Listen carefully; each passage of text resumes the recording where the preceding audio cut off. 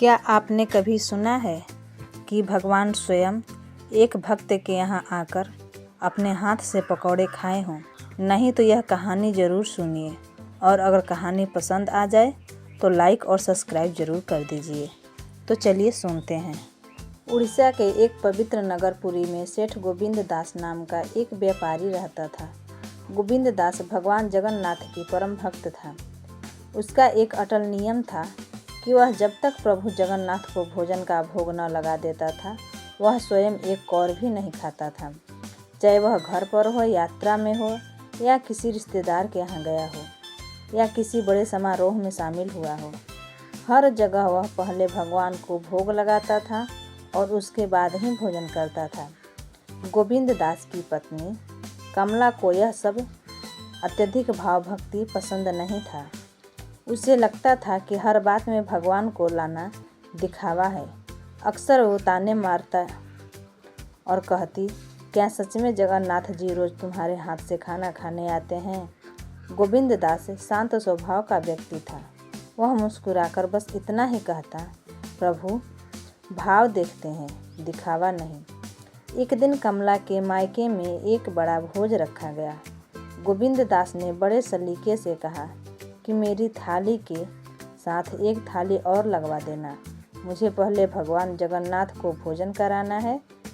यह सुनते ही कमला झुंझुला गई। उसने कहा कि आज सबके सामने यह सब मत करो, लोग क्या कहेंगे। लेकिन गोविंद दास ने साफ शब्दों में कह दिया कि यदि प्रभु को भोग नहीं लग पाया तो वह भोजन भी नहीं करेगा।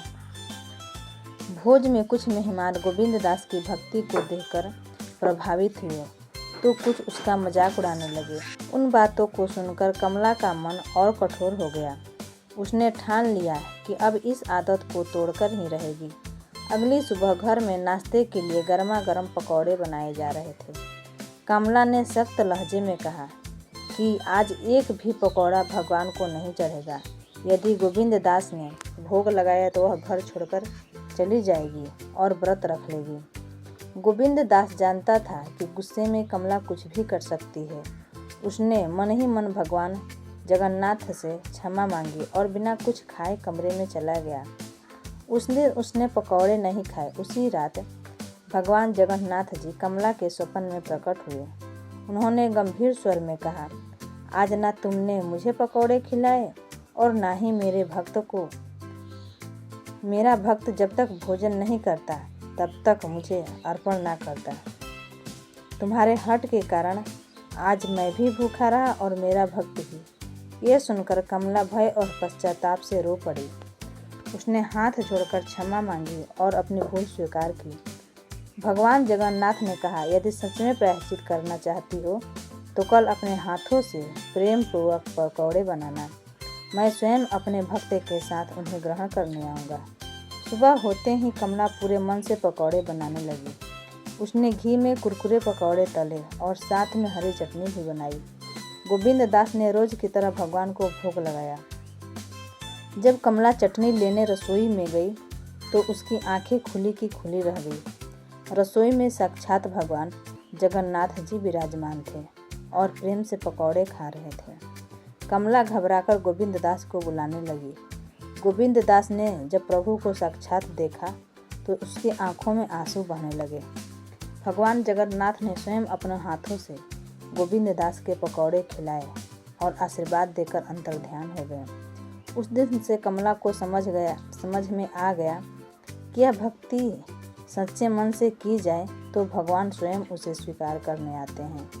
कुछ समय बाद पुरी में बाजार में केशव नाम का एक युवक पकौड़े और चाट का ठेला लगाता था।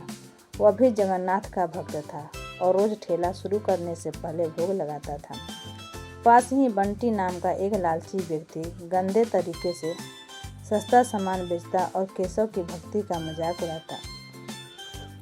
उसने अपने गुंडों को केशव को पिटवाया और उसे ठेला तोड़वा दिया। केशव की पत्नी राधा ने रो रो कर भगवान से प्रार्थना की। अगले दिन गोविंद नाम का एक साधारण सा व्यक्ति केशव की मदद के लिए आया। जब गुंडे आए तो उसके हाथ पैर जड़ हो गए। गोविंद ने उन्हें ऐसा सबक सिखाया कि वह जीवन भर याद रखे।